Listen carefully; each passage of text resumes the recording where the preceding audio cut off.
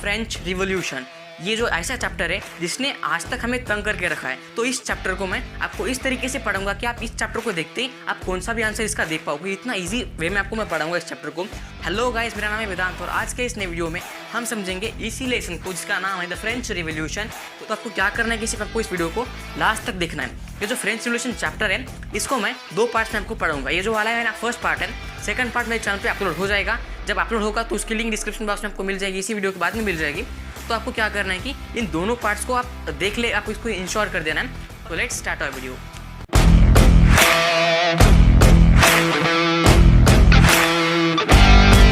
जब भी हम ये चैप्टर पढ़ते हैं तो क्या होता है कि हमें क्या समझ में आता है चैप्टर पढ़ने से कि पीपल ने एक बिल्डिंग पे अटैक कर दिया था, खाने का शॉर्टेज था, लोगों को ब्रेड नहीं मिल रही थी खाने के लिए क्योंकि वहाँ का स्टेपल फूड होता है ब्रेड। और साथ ही साथ क्या था कि वहाँ पे इक्वल ट्रीटमेंट लोगों को नहीं मिल रही थी, डिविजन्स हो गए थे पूरी सोसाइटी में और वुमेन्स को उनका राइट नहीं मिल रहा था। ऐसे काफ़ी सारे कंडीशंस आपको देखने को मिलते हैं। तो हम इसको डिटेल में स्टडी करेंगे। और यहाँ पे हमारा सबसे पहला इवेंट है अटैक ऑन बैस्टिल। अब ये बैस्टिल क्या है? सबसे पहली बात तो बैस्टिल क्या है? बैस्टिल एक जेल है, जैसे कि वहाँ चोरों को रखते हैं अगर, तो वही जेल है।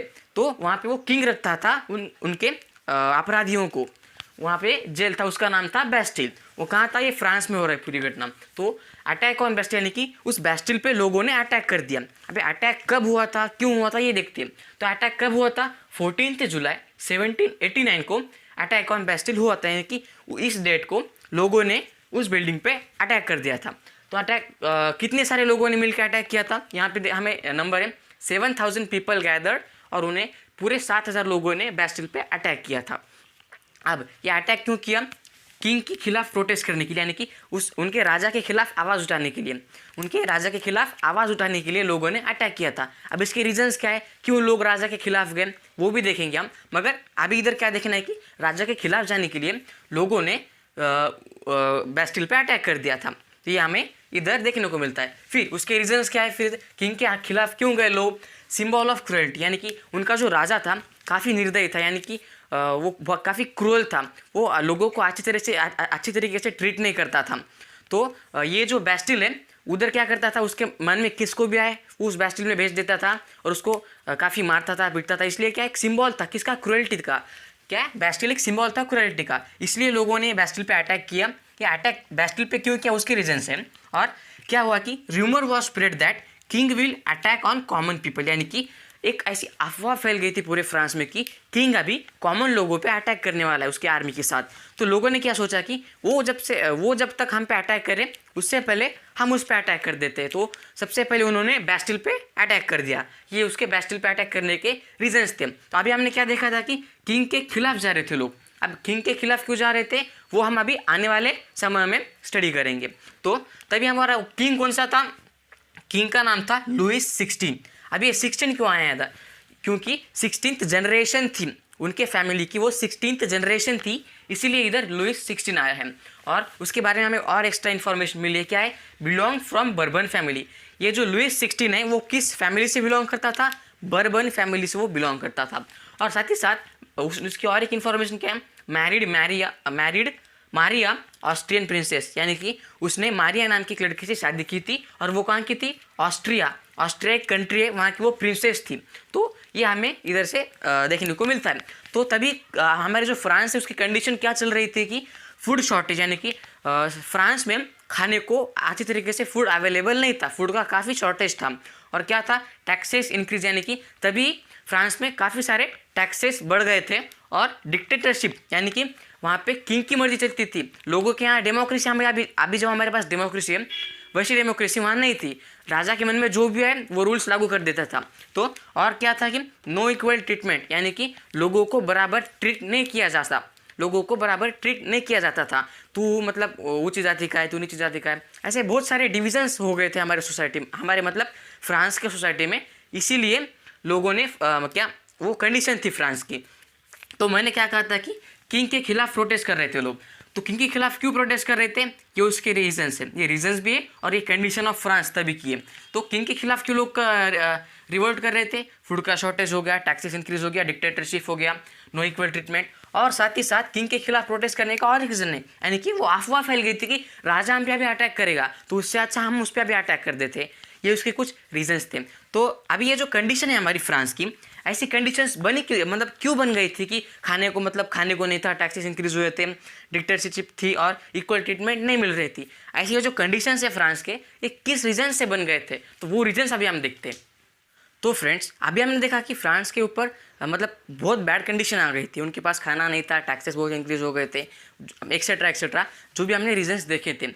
ऐसे बैड कंडीशंस फ्रांस पे आए क्यों थे, सबसे पहली बात तो वो अभी स्टडी करते क्या reasons for bad condition on France, यानी कि फ्रांस के ऊपर इतने बैड कंडीशंस क्यों आए थे। तो क्या है, money and credit was no more, यानी कि इसका बैड कंडीशन आना मतलब क्या होना, उनके पास पैसे नहीं थे। अगर पैसे होते तो उनके पास अगर फूड नहीं उगता तो बाहर से ले सकते थे, उनके पास मेन चीज़ पैसा ही नहीं था।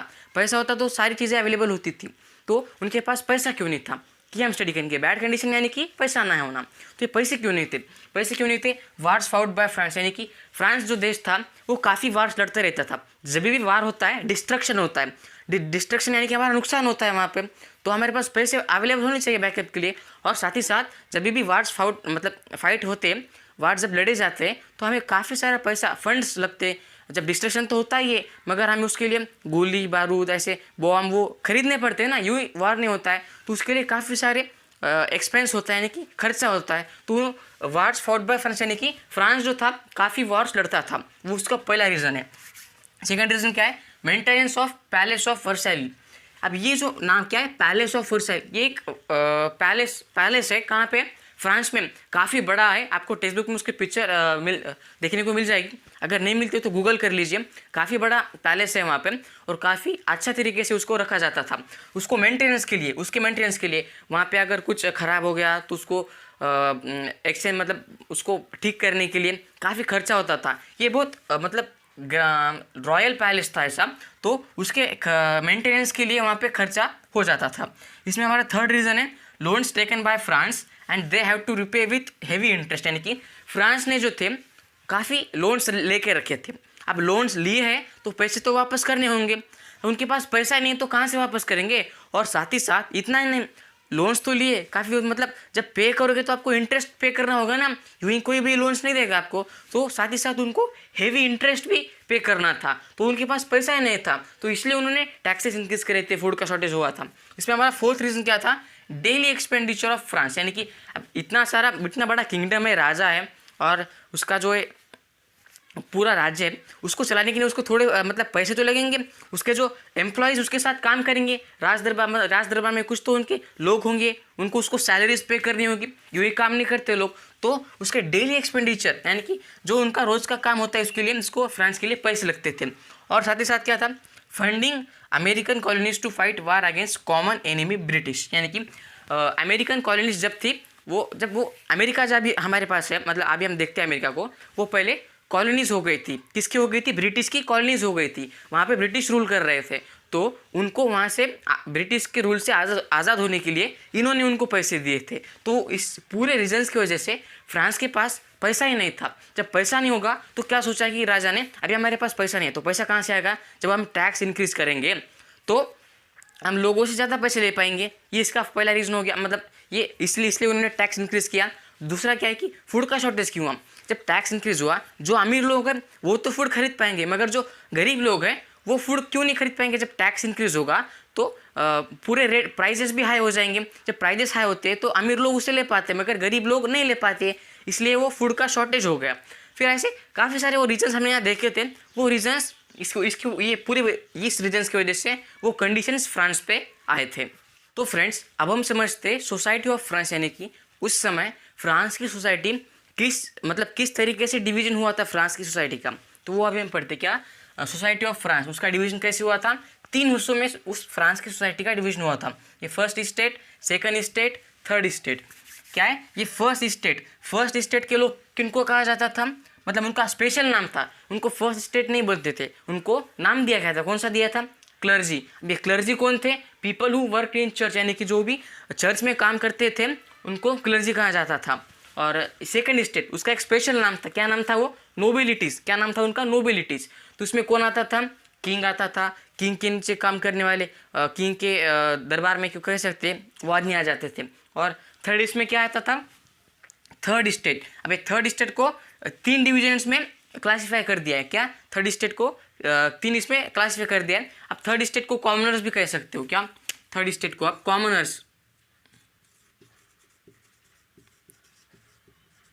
ये कह सकते हो कॉमनर्स, थर्ड स्टेट यानी कि कॉमनर्स। तो इसमें 3 डिविजन्स थे, क्या थे? पहले डिवीजन में क्या था? बिग बिजनेसमैन, कोर्ट ऑफिशियल्स, ये जो थे ये काफ़ी अमीर लोग थे। इन दोनों के कंपैरिजन से ये काफ़ी अमीर लोग थे, big businessman, court officials. Second इस पे आते हैं पीजेंट्स एंड आर्टिस्ट, यानी कि जो भी आर्टिस्ट है, पीजेंट्स है, वो आ जाते हैं। वो इनसे कम अमीर थे मगर इनसे ज़्यादा अमीर थे। और लास्ट में आते लैंडलेस लेबरर्स, यानी कि इनके पास इनकी लैंड ही नहीं थी, ये दूसरों के ज़मीनों में काम करते थे, दूसरों के घरों में काम करते थे और अपना डेली वेज पे काम करते थे, ऐसे वो लेबरर्स थे। और ये सबसे बेकार, मतलब यानी कि ये सबसे पुअर थे इन पूरे से कंपैरिजन में, ये इसमें ये काफ़ी पुअर थे। आप टेक्स्ट बुक में जैसे पढ़ सकते हो, आपको उधर डिटेल में दिया है, तो भी मैं इधर समझा रहा हूँ आपको कि 3 डिविजन्स थे। फर्स्ट, सेकंड, थर्ड स्टेट का आता था उसको। फर्स्ट इसको क्लर्जी, सेकंड इसको नोबिलिटीज, थर्ड इसको कॉमनर्स, ये कह सकते हो आप। इसमें भी 3 डिविजन्स थे, big businessman, peasants and artist, landless labourers, small peasants. ये थी तब फ्रांस की सोसाइटी, इस तरीके से तब डिवाइड हो गई थी। और यहाँ पे एक पॉइंट ये आता है कि अभी देखो, ये जो था फर्स्ट स्टेट के लोग, यानी कि इनको टैक्स नहीं पे करने का, ये टैक्स नहीं पे करेंगे, ये अमीर हैं मगर टैक्स नहीं पे करेंगे। इनको मतलब काफ़ी बहुत ही बड़ा मान दिया जाता, मान यानी कि बहुत बड़ी रिस्पेक्ट दी जाती थी उनको। ये काफ़ी रिस्पेक्टफुल पर्सन्स होते थे फ्रांस की सोसाइटी में। और साथ ही साथ ये जो सेकंड स्टेट है, इनको भी काफ़ी रिस्पेक्ट मिलता था, मगर इनके कंपैरिजन में इनको थोड़ा कम रिस्पेक्ट मिलता था। मतलब रिस्पेक्ट तो उतना ही होता था, मगर सबसे ज़्यादा किसको मिलता था? क्लर्जी वाले लोगों को। तो और ये जो थर्ड, ये लोग भी टैक्स नहीं पे करेंगे। टैक्स फर्स्ट स्टेट और सेकंड स्टेट वाले लोग कभी पे नहीं करेंगे। टैक्स कौन पे करेगा? Third state. देखो, पैसा है इन दोनों के पास, मगर पे कौन करेगा? जिसके पास कम है। और इनको ही ज़्यादा टैक्स, हेवी टैक्स भरना पड़ता था। जो भी फ्रांस में वो कंडीशंस की बात करी थी ना, वो सबसे ज़्यादा कंडीशंस किसको झेलने पड़े थे? थर्ड स्टेट वाले लोगों को वो झेलने पड़े थे कंडीशंस। तो यानी कि क्या था कि ये जो लोग थे, ये दोनों आपस में मिलके इनके ऊपर कैसे भी लॉस बनाते थे और इनको बहुत परेशान कर देते थे। ये 2 ग्रुप जो थे काफ़ी अमीर थे, उनको किसी चीज़ की कमी नहीं थी। मगर ये जो थर्ड स्टेट वाला ग्रुप था, उनको काफ़ी परेशान किया जाता था, उनको काफ़ी लॉस थे, उनके ऊपर काफ़ी सारे टैक्सेस थे, उनके साथ डिस्क्रिमिनेशन किया जाता था। मतलब यानी कि उसकी तरफ देखते भी नहीं थे, उसकी अगर परछाई भी हमारे ऊपर गिरी तो ऐसे, मतलब बहुत सारे ऐसे वो रिलीजियस वो फॉलो करते थे। इसलिए थर्ड स्टेट यानी कि इनके लिए काफ़ी मतलब निचली जाति का हो गया था इन 2 स्टेट के लिए। तो ये कुछ डिवीज़न था फ्रांस का। तो फ्रेंड्स, अभी हमने सोसाइटी का डिवीजन देखा था, मगर अभी हम एक नया कंसेप्ट सीख किया, जनरल स्टेट मीटिंग। ये जनरल स्टेट मीटिंग क्या होती थी कि किंग, जो भी मोनार्क है लुइस 16, वो इस जनरल मीटिंग को अनाउंस कर देता था, ये मीटिंग बुलवाता था। इस मीटिंग में क्या होता था कि तीनों स्टेट के पीपल एक साथ मिलते थे और कौन सा भी लॉ बनाते थे। अगर समझो मेरे को अभी एक लॉ बनाना है, क्या बनाना है कि मतलब अभी आज से कोई भी टी शर्ट नहीं पहनेगा, समझो फॉर एग्जांपल एक लॉ बनाना है। तो ये क्या करता था, पूरे तीनों स्टेट के लोगों को बुलाता था, फिर वो मीटिंग में जो भी डिस्कशन होता था उससे आउटकम आता था। वो डिस्कशन किस तरीके से होता था वो हम डिस्कस करेंगे अभी। इधर देखो, क्या जनरल स्टेट मीटिंग बुलाता था कौन? हमारा डिक्टेटर यानी कि मोनार्क। कौन? लुइस 16। तो यहाँ पे 3 स्टेट है, first state, second state, third state, यानी कि इन तीनों स्टेट के इसके 300 मेंबर, इसके 300 मेंबर और इसके 600 मेंबर होते थे। यानी कि जनरल स्टेट मीटिंग में फर्स्ट स्टेट से 300 लोग आते थे, सेकंड स्टेट से 300 और लोग आते थे और थर्ड स्टेट से 600 लोग आते थे। यानी कि इससे हमको क्या पता चलता है कि पूरा जो फ्रांस था उसकी most of the population third state की थी। क्या फ्रांस की most of the population third state की थी। और साथ क्या है, इतने सारे लोग इकट्ठा होते थे एक जगह पे, और इन पूरे 300 लोगों का जो भी मानना है वो उनका एक वोट लिया जाता था। इन पूरे 300 लोगों का एक वोट, इन पूरे 300 लोगों का एक वोट और इन पूरे 600 लोगों का एक वोट कंसिडर किया जाता था। तो समझो मैंने क्या कहा था कि अभी आज से कोई भी टी शर्ट नहीं पहनेगा, मगर मतलब ये ऐसे राजा ने प्रस्ताव रखा कि आज से कोई भी टी शर्ट नहीं पहनेगा। तो राजा क्या करता था, इन तीनों को पूछता था, जब ये क्या कहेंगे, अगर समझो इनके पास पूरे टी शर्ट ही, इनके पास दूसरे कपड़े भी नहीं है, फॉर एग्जांपल समझो इनके पास कोई कपड़े भी नहीं है और इनके पास काफ़ी सारे ऐसे अदर चॉइसेस है पहनने के लिए, मगर इनका भी ये बेसिक है, तो ये क्या करता था, इसको बैन करवाता था। कैसे? इन 300 लोग वोट कर देते और उसको ठीक है कह देते, हम आज से टी शर्ट कोई भी नहीं पहनेगा, ये भी ठीक है कह देते। जब ये 2 वोट, जब मतलब इसका एक वोट, इसका एक वोट, तो 2 वोट बन गए। तो इससे क्या हुआ कि इसकी मेजॉरिटी हो गई इन दोनों की, तो इनके पास कोई भी नहीं है ना, इनको इनके 600 मेंबर है तो भी कोई फ़ायदा नहीं, क्योंकि इन पूरे 600 नंबर का एक ही वोट हो रहा है। इसी तरीके से अगर समझो आज से टैक्सेस इंक्रीज करनी है, तो टैक्सेस भरेगा कौन? यही लोग भरने वाले। तो ये क्या कहेंगे, बढ़ा दो भाई, इन्होंने वोट दे दिया, मेजॉरिटी प्रूव हो गई, तो और इनको पूरा भरना पड़ता था। तो कौन सा भी ऐसा लॉ बनता था तो इनका मतलब ये जो थे अपना स्वार्थ का देखते थे। ये दो लोग अब मतलब फर्स्ट स्टेट और सेकंड स्टेट के लोग मिल जाते थे और थर्ड स्टेट पे कौन सी भी लॉज बनाए जाते थे तो उसको एक्सेप्ट कर देते थे, तो मेजॉरिटी प्रूव हो जाती थी। तो इससे क्या होता था कि ये जो लोग थे काफ़ी परेशान हो गए थे, क्या रखा है हमारे 600 मेंबर है तो भी कोई काम के नहीं, सिर्फ एक ही वोट। तो इन्होंने क्या कहा कि अभी क्या करते हैं हम, अभी हमारा एक वोट नहीं रखते, यहाँ पे 600 आदमी है ना, तो हर एक को एक वोट, यानी कि यहाँ से अभी 600 वोट्स आएंगे, यहाँ से 300 वोट्स आएंगे और यहाँ से 300 वोट्स आएंगे। ये ऐसा उन्होंने कहा, किसने? थर्ड स्टेट के लोगों ने राजा को कहा कि हम ऐसा फॉलो करते हैं आपसे। तो इससे क्या होगा कि ये तो पूरे 600 लोग आएंगे इनके पास, मेजॉरिटी मतलब ये इक्वल हो गया 300, यहाँ के भी कुछ लोग आएंगे ना, सारे तो ऐसे मतलब बुरे लोग नहीं होते थे फर्स्ट और सेकंड स्टेट में। तो इससे क्या है, मतलब एक पूरा अच्छा डेमोक्रेसी टाइप होता था, डेमोक्रेसी नहीं होता था मगर डेमोक्रेसी टाइप कुछ तो फॉर्म होता था।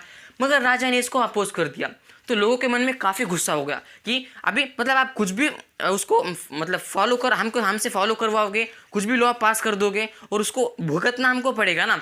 तो इसलिए क्या होता था कि लोगों ने इसको बैन कर दिया, जनरल स्टेट मीटिंग को उन्होंने बॉयकॉट कर दिया, बहिष्कार डाल दिया उस पर। उसके रीजंस क्या थे? Impose various laws against third state, यानी कि वो ऐसे कौन से भी लॉज पास कर देते थे उनकी मर्जी से वो लॉज, क्योंकि इनकी मेजॉरिटी फॉर्म हो जाती थी, ये आपस में मिल जाते थे और इनके खिलाफ कौन से भी लॉज ऐसे पास कर देते थे। जब इनके खिलाफ कोई भी लॉज बनेंगे तो ये एक्सेप्ट ही नहीं करेंगे, इनका वोट वो एक वोट क्या काम का फिर। इसलिए क्या था कि ये जो है इम्पोज कौन से भी मतलब वेरियस लॉज इनके अगेंस्ट इम्पोज कर देते थे। किंग रिजेक्टेड 1 पर्सन 1 वोट, यानी कि यहाँ के एक पर्सन को एक वोट, यहाँ के भी एक पर्सन को एक वोट और यहाँ के भी एक पर्सन को एक वोट मिलना चाहिए, तो तब बाद में लॉज बनाएंगे हम। तो इस तरीके का उन्होंने कहा था, मगर किंग ने उसको रिजेक्ट कर दिया, नहीं ऐसा नहीं होगा कह दिया। तो कॉमन पीपल ने क्या किया?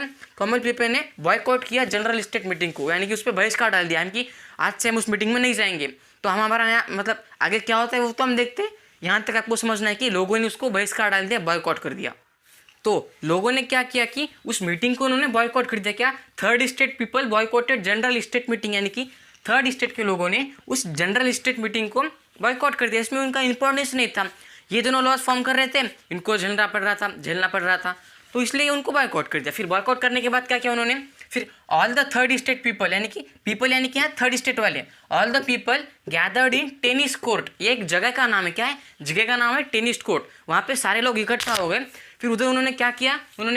ओथ लिया, एक शपथ ली वो कौन सी शपथ थी? वो थी टेनिस कोर्ट ओथ। आपके टेक्स्ट बुक में उधर दिया है कि वहाँ पे एक टेनिस कोर्ट ओथ बोल के दिया है। वहाँ पे सारे लोगों ने मिलकर एक शपथ ली। वो शपथ क्या थी? उन्होंने क्या ली? No monarchy will be for, की आज से मोनार्की नहीं चलेगी, आज से यहाँ पे हम राज करेंगे, यहाँ पे आज से किंग का राज नहीं चलेगा। इनकी फर्स्ट मतलब वो थी। और सेकंड क्या था? Formed national assembly. उन्होंने क्या किया? फिर वो तो ले ली कि आज से मोनार्की नहीं चलेगी, फिर उन्होंने क्या किया कि उन्होंने एक नेशनल असेंबली बनाई। क्या बनाई? National assembly. वहाँ पे थर्ड स्टेट के लोग थे। उन्होंने क्या किया? फिर इस नेशनल असेंबली का काम क्या था कि उनको अब लॉज बनाने थे, नया कॉन्स्टिट्यूशन फॉर्म करना था। कौन फॉर्म करेगा? अभी नेशनल असेंबली फॉर्म करेगी कॉन्स्टिट्यूशन। वहाँ से अभी मोनार्की को पूरी तरीके से हटा दिया मतलब जाना चाहिए, ऐसे कह दिया उन लोगों ने। फिर उन्होंने क्या किया? फिर उन्होंने फॉर्म्ड कॉन्स्टिट्यूशन, यानी कि इन लोगों ने मतलब किंग पे इतना प्रेशर दिया कि इनकी लोगों की संख्या जो थी, यानी कि उनकी पॉपुलेशन थी, इन दोनों मतलब फर्स्ट और सेकंड क्राइसिस से काफ़ी ज़्यादा थी। इसलिए इन्होंने काफ़ी प्रेशर बनाया राजा पे और राजा को उस कॉन्स्टिट्यूशन पे साइन करने के लिए मजबूर कर दिया। और इन लोगों ने, नेशनल असेंबली के लोगों ने, जब नेशनल असेंबली बनी फिर लोगों ने कॉन्स्टिट्यूशन को एक्सेप्ट कर लिया था। मगर कॉन्स्टिट्यूशन मतलब ऐसा नहीं कि पूरा जो भी कॉन्स्टिट्यूशन में लिखा होगा वो, मगर यहाँ पे मोनार्कियल कॉन्स्टिट्यूशन था। क्या था? मोनार्कियल कॉन्स्टिट्यूशन, यानी यहाँ पे किंग भी रहेगा और कॉन्स्टिट्यूशन भी रहेगा।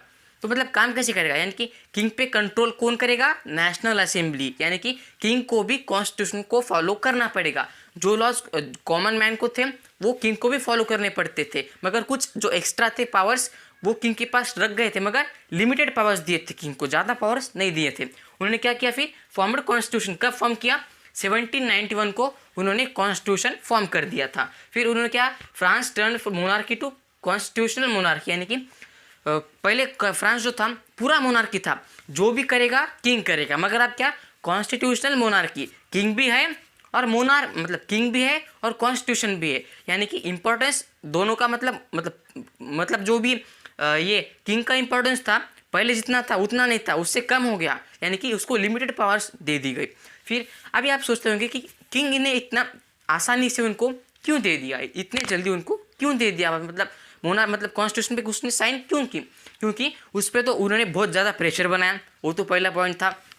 सेकेंड पॉइंट क्या था कि सब्सिस्टेंस क्राइसिस आए थे, यानी कि खाने पीने के वांदे हो गए थे, जैसे कि फूड शॉर्टेज हुआ था, मतलब ये तो लोगों के पास खाना ही नहीं था खाने के लिए, क्योंकि बहुत बेकार कंडीशन हो गए थे। और साथ ही साथ क्या था उस टाइम दुष्काल, उसको मराठी में कहते हैं, उसको ड्रॉट, वहाँ पे पानी नहीं था, ड्रॉट हो गया था, यानी कि खेती नहीं हो सकती ड्रॉट में। आप इसको मीनिंग जानते हैं मगर मैं हिंदी में नहीं जानता हूँ, तो आप उसको समझ लेना क्या था, उधर ड्रॉट था। तो क्या इस कंडीशन की वजह से लोगों किंग ने कहा कि इतने सारे प्रॉब्लम्स फेस करने उनको तो करने दो, क्योंकि किंग को भी उन्होंने पावर दे के रखा था मगर लिमिटेड, तो किंग को प्रेशराइज करके उन्होंने कॉन्स्टिट्यूशन पे उसको साइन करने लगाया था और वहाँ पे उन्होंने मोनार्कियल कॉन्स्टिट्यूशन मोनार्की फॉर्म की थी। तो ये हो गया हमारा पहला फ्रांस का कॉन्स्टिट्यूशन बन गया था। जब ये कॉन्स्टिट्यूशन बना तो कुछ बाद में लोगों ने चेंजेस किए होंगे, पहले मोनार्की के जो रूल्स थे वो अलग थे, मगर बाद में लोगों ने उसमें कुछ चेंजेस लाए कि आज से रूल्स ऐसे फॉलो होंगे, तो वो चेंजेस क्या है वो अभी हम देखते।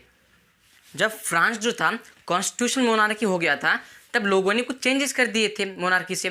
तो ऐसे कौन से चेंजेस कर दिए, उसमें चेंज नंबर 1 है limited powers given to king, यानी कि जो भी मोनार्क था उसको लिमिटेड पावर्स दे दिए गए। अगर उसको ज़्यादा पावर्स दे देते थे तो क्या होता था कि वो कॉन्स्टिट्यूशन को ही हटा देता था, इसलिए उसको लिमिटेड पावर्स में रख दिया गया मोनार्क को, इसलिए तो उसे क्या कहा जाता है कि कॉन्स्टिट्यूशन मोनार्की कहा जाता है।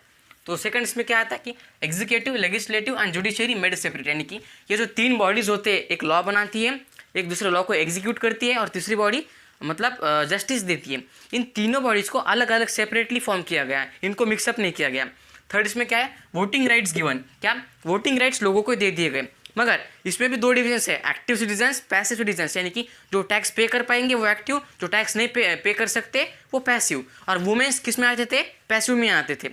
तो सेकंड इसमें क्या है, इसमें फोर्थ क्या है अभी, इक्वल राइट्स फॉर्म, यानी कि लोगों को इक्वली ट्रीट करने गया। जैसे कि अभी 3rd स्टेट्स पहले फॉर्म हुए थे, लोगों को 3rd स्टेट के लोगों को अच्छे से ट्रीट नहीं करते थे, अभी वैसा नहीं होगा, अभी सबको इक्वली ट्रीट किया जाएगा, इक्वालिटी लाई गई।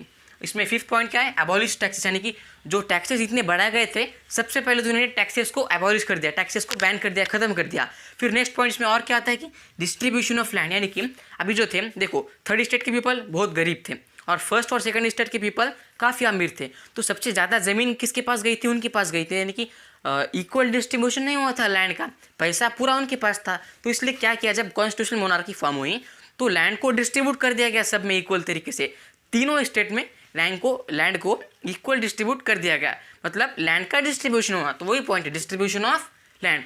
ये इतने सारे चेंजेस लोगों ने 3rd स्टेट के लोगों ने नेशनल असेंबली ने कर दिए, कब, जब कॉन्स्टिट्यूशनल मोनार्की फॉर्म हो गई तब। वे फ्रांस में इतने सारे चेंजेस तो आ गए, मगर आपने एक पॉइंट मिस कर दिया, क्या कि अभी इतने सारे चेंजेस आ रहे हैं, इसके पीछे कोई तो पर्सन का हाथ होगा। अभी इतने सारे चेंजेस क्यों नहीं आएंगे, क्योंकि 3rd स्टेट में तो सारे पीजेंट से बिलोंग करते थे, इनके पास इतना नॉलेज भी नहीं था ना, अगर आपने सोचा था तो इनके पीछे कोई तो मास्टरमाइंड होगा इनको गाइडेंस करते हुए। वो कौन थे, वो 2 आदमी थे, कौन से थे, अबेसियस नाम का फर्स्ट पर्सन था और सेकंड पर्सन था मिराबिऊ। ये जो था 2nd स्टेट से बिलोंग करता था, तो भी इसने 3rd स्टेट के पीपल की लोगों की मदद की। तो ये 2 आदमी थे जिन्होंने पूरे इस रिवोल्यूशन में इनको गाइड किया था 3rd स्टेट के पीपल को कि आपको इस तरीके से फॉर्म करना है कॉन्स्टिट्यूशन, फिर किंग के खिलाफ जाना है, जो भी पूरा गाइडेंस था इन 2 लोगों की वजह से उनको मिल गया था। तो फ्रेंड्स, ये आज के हमारा फर्स्ट पार्ट खत्म हो चुका है, तो हम सेकंड पार्ट अभी हमारे चैनल पे अपलोड कर देंगे, तो आप वो भी पार्ट डिटेल में पूरा लास्ट तक देख लेना, आप ये इंश्योर करना।